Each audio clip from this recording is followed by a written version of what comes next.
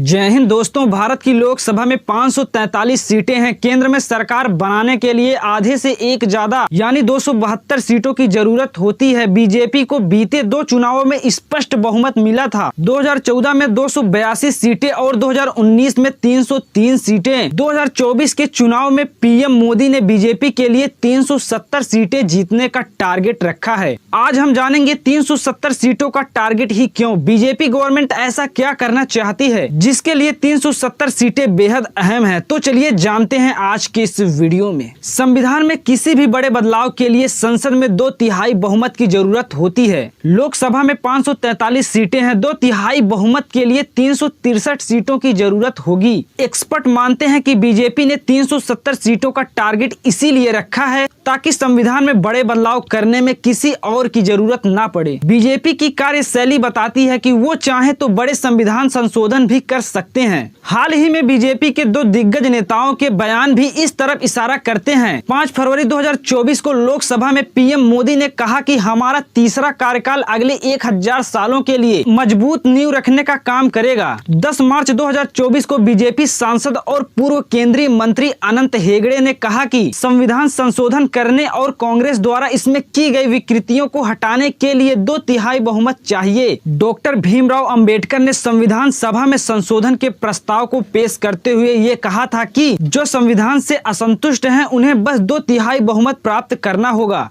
यदि वे वयस्क मत के आधार पर निर्वाचित संसद में 2/3 बहुमत भी नहीं पा सकते हैं तो ये समझा जाना चाहिए कि संविधान के प्रति असंतोष में जनता उसके साथ नहीं है। 370 सीटों के साथ बनी मोदी सरकार कौन से बड़े बदलाव कर सकती है। फर्स्ट, 2029 में लोकसभा और राज्यसभा के सभी चुनाव एक साथ पूरे देश में लोकसभा चुनाव के साथ ही राज्य विधानसभा चुनाव कराने को लेकर मोदी सरकार गंभीर है। इसके लिए 1 सितंबर 2023 को पूर्व राष्ट्रपति रामनाथ कोविंद की अध्यक्षता में एक कमेटी बनाई गई जिसके सदस्य गृह मंत्री अमित शाह भी हैं। इस कमेटी का काम एक देश एक चुनाव के लोकतांत्रिक दांव पेच समझना और उनका उपाय खोजना है। दोस्तों, एक देश एक चुनाव के लिए संविधान के 5 अनुच्छेदों में बदलाव करने की जरूरत पड़ सकती है। अनुच्छेद 83 में जिसमें लोकसभा का कार्यकाल निर्धारित है। अनुच्छेद 85 जिसमें लोकसभा भंग करने के प्रावधान हैं। अनुच्छेद 172 जिसमें विधानसभा का कार्यकाल निर्धारित है। अनुच्छेद 174 जिसमें विधानसभा भंग करने के प्रावधान हैं। अनुच्छेद 356 जिसमें राज्यों में राष्ट्रपति शासन लागू करने के प्रावधान हैं। इन संशोधनों को करने के लिए संविधान के अनुच्छेद 368(2) के तहत राज्यों की विधानसभाओं का भी अनुमोदन चाहिए होगा। संविधान के साथ आरपी एक्ट और दूसरे कई कानूनों में भी बदलाव करने होंगे। सेकंड, संविधान की उद्देशिका और बेसिक स्ट्रक्चर में संशोधन। 28 मई 2023 को नए संसद भवन का उद्घाटन किया गया। इसके बाद 19 सितंबर 2023 को नए संसद भवन में संविधान की प्रति लाई गई और सांसदों को इसकी एक प्रति भी दी गई। कांग्रेस नेता अधीर रंजन चौधरी ने आरोप लगाया कि इन प्रतियों से सोशलिस्ट और सेक्युलर शब्द हटा दिए गए हैं। हालांकि पड़ताल में पता चला कि इन प्रतियों में संविधान की मूल और संशोधित दोनों ही प्रस्तावनाएं हैं। 1949 में संविधान की मूल प्रस्तावना में सोशलिस्ट और सेक्युलर शब्द नहीं थे। बाद में 1976 में 42वें संशोधन से प्रस्तावना में सोशलिस्ट और सेक्युलर शब्द जोड़े गए। सुप्रीम कोर्ट पहले मान चुका है कि संविधान की प्रस्तावना संविधान का ही हिस्सा है। दोस्तों, संविधान में बेसिक ढांचे के बारे में कोई प्रावधान नहीं है। 1951 में शंकरी प्रसाद, 1965 में सज्जन सिंह और 1967 में गोलकनाथ मामले में सुप्रीम कोर्ट ने अहम फैसले दिए। उसके बाद 1973 में केशवानंद भारती का ऐतिहासिक फैसला हुआ जिसमें 13 जजों की संविधान पीठ का गठन हुआ था। इन फैसलों के अनुसार कुछ विषयों को संविधान का बेसिक ढांचा माना जा सकता है जिन्हें बहुमत वाली सरकार अनुच्छेद 368 के तहत संविधान बदल नहीं सकती। फर्स्ट, संविधान की सर्वोच्चता। सेकंड, देश की एकता और अखंडता। थर्ड, गणतंत्र की व्यवस्था। फोर्थ, कानून का शासन। फिफ्थ, न्यायिक पुनरावलोकन। सिक्स, संसदीय प्रणाली। सेवंथ, स्वतंत्र और निष्पक्ष चुनाव। 8th, समानता का अधिकार। 9, संघीय व्यवस्था। 10, शक्तियों का विभाजन। 11, नागरिकों के मौलिक अधिकार। 12, सुप्रीम कोर्ट और हाई कोर्ट की शक्तियाँ। संविधान में बेसिक ढांचे में बदलाव के किसी भी कानून को हाई कोर्ट कोर्ट या सुप्रीम कोर्ट में चुनौती दी जा सकती है। थर्ड, केंद्र और राज्य की शक्तियों में नया बंटवारा। भारत के संविधान में संघ और राज्यों की शक्तियों का अलग अलग बंटवारा किया गया है, जिससे दोनों के बीच टकराव की स्थिति न बने। संघ सूची में रक्षा, विदेशी संबंध, परमाणु ऊर्जा, सीमा शुल्क जैसे विषय आते हैं। राज्य सूची में पुलिस, जेल, स्थानीय शासन, शिक्षा जैसे 61 विषय आते हैं। समवर्ती सूची में दंड विधि, विवाह, जनसंख्या नियंत्रण जैसे 52 विषय आते हैं। प्रत्येक सरकार अपने क्षेत्र में स्वतंत्र होती है और वो एक दूसरे के क्षेत्र में हस्तक्षेप नहीं कर सकते हैं। हाल के दिनों में राज्यों में विपक्षी सरकारों पर केंद्र सरकार का आक्रामक रवैया संकेत देता है कि सरकार संशोधन करके केंद्र और राज्य की शक्तियों को नए सिरे से बांट सकती है। केंद्र और राज्यों के बीच अधिकारों को नए सिरे से बंटवारे के लिए संविधान संशोधन करना पड़ेगा। हालांकि अगर कोई भी बदलाव संघीय व्यवस्था के खिलाफ हुआ तो उसे संविधान के बेसिक ढांचे के खिलाफ मानते हुए कोर्ट में चुनौती दी जा सकती है। फोर्थ, राज्यपाल की शक्तियों में बढ़ोतरी। केंद्र में बीजेपी की सरकार बनने के बाद गैर बीजेपी शासित कुछ राज्यों में राज्यपाल केंद्रीय भूमिका में आ गए। राज्य सरकारों से उनके टकराव खुलकर सामने आते रहे। उपराष्ट्रपति बनने के पहले पश्चिम बंगाल के राज्यपाल रहे जगदीप धनखड़ से राज्य सरकार का टकराव इस कदर बढ़ा कि ममता बनर्जी ने राज्य की शक्तियों का इस्तेमाल करते हुए उन्हें स्टेट यूनिवर्सिटी के चांसलर पद से हटाने का रास्ता अपनाया और खुद ही चांसलर की भूमिका में आ गईं। तमिलनाडु में राज्यपाल RN रवि को वापस बुलाने की मांग उठी तो केरल ने बंगाल की तर्ज पर राज्य के विश्वविद्यालयों के चांसलर पद पर गवर्नर आरिफ मोहम्मद खान की जगह शिक्षाविदों को नियुक्त करने के लिए अध्यादेश का रास्ता अपनाया।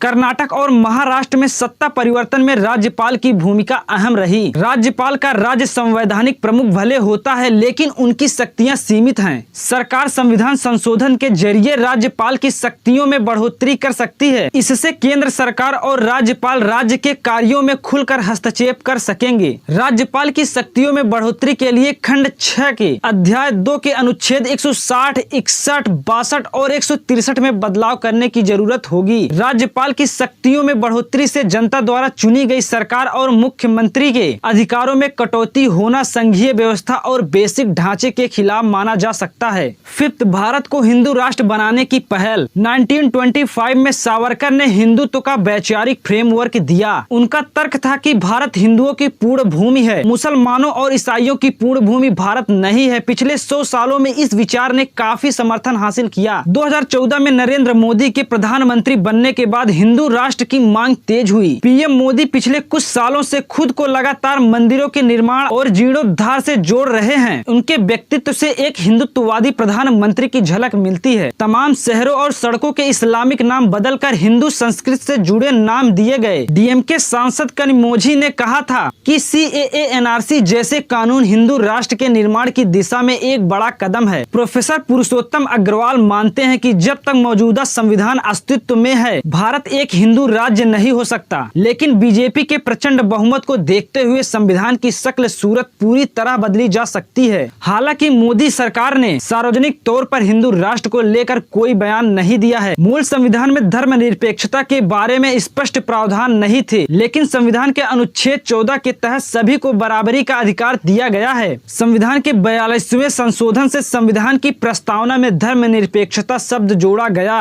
हिंदू राष्ट्र बनाने के लिए संविधान खंड 3 में मौलिक अधिकारों और बराबरी के अधिकारों के प्रावधान में बदलाव करना होगा। संविधान के अनुसार भारत में जाति, धर्म, लिंग और क्षेत्र के आधार पर कोई भेदभाव नहीं हो सकता। इसीलिए एक धर्म को विशेष दर्जा दिए जाने के लिए संविधान में कोई भी संशोधन बेसिक ढांचे के खिलाफ माना जाएगा। भारत में संविधान संशोधन का गणित क्या है? तो दोस्तों, भारतीय संविधान में वक्त और जरूरत के मुताबिक बदलाव करने की व्यवस्था है। संविधान विशेषज्ञ PDT आचार्य ने बताया कि बदलाव की व्यवस्था संविधान के भाग 20 के आर्टिकल 368 में संसद को दी गई है। अगस्त 2023 तक देश में 127 संविधान संशोधन हो चुके हैं। संविधान संशोधन के 3 तरीके हैं। फर्स्ट, सामान्य बहुमत के जरिए। ये संसद में सामान्य बिल पारित कराने जैसा है। संशोधन विधेयक को लोकसभा और राज्यसभा के 50% से ज्यादा सांसदों का समर्थन होना चाहिए। इसके तहत राज्य के क्षेत्र, सीमा और नाम में बदलाव, कुछ शर्तों के साथ विधान विधान परिषद का गठन व समापन, नागरिकता मामले,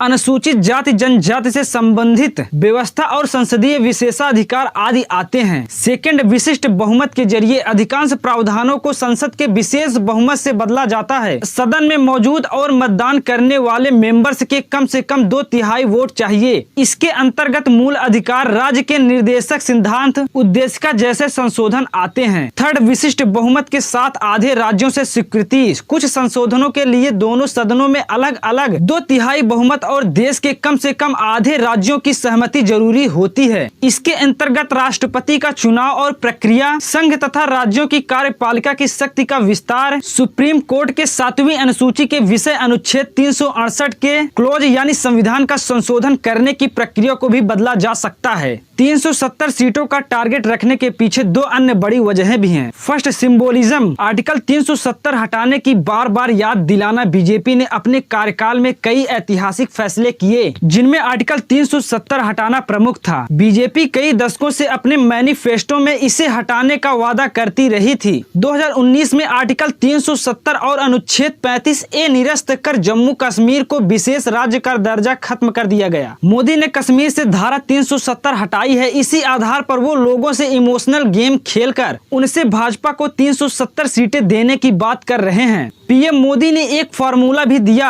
उन्होंने हर कार्यकर्ताओं से ये सुनिश्चित करने को कहा कि पार्टी को पिछली बार की तुलना में हर बूथ पर 370 वोट अधिक मिले। इससे 370 सीटों का टारगेट आसानी से हासिल कर लिया जाएगा। Second, psychology. जीत हार की बजाय 370 सीटों की चर्चा हो रही पीएम मोदी ने 370 सीटों की बात उछालकर वोटर और पार्टी कैडर को संदेश दिया है कि 2024 का चुनाव तो भाजपा ही जीत रही है। अब हर तरफ इस बात की चर्चा हो रही है कि बीजेपी 370 सीटें जीत पाएगी या नहीं। 370 सीटों की बात करके मोदी ने इंडी गठबंधन और विपक्षी दलों पर साइकोलॉजिकल दबाव बनाया है। पॉलिटिकल एक्सपर्ट के मुताबिक बड़े लक्ष्य को तय कर विपक्ष, वोटर और कार्यकर्ताओं को चौंकाना मोदी शाह की राजनीति का हिस्सा रहा है। तो दोस्तों, आपको क्या लगता है कि बीजेपी 370 सीटों का टारगेट पूरा कर पाएगी या नहीं? नीचे कमेंट बॉक्स में लिख कर बताइए। ऐसे ही इन्फॉर्मेटिव वीडियोस के लिए हमारे यूट्यूब चैनल को सब्सक्राइब करके फेसबुक और इंस्टाग्राम पेज को फॉलो करना मत भूलिएगा। मिलते हैं अगली वीडियो में, तब तक के लिए जय हिंद, वंदे मातरम।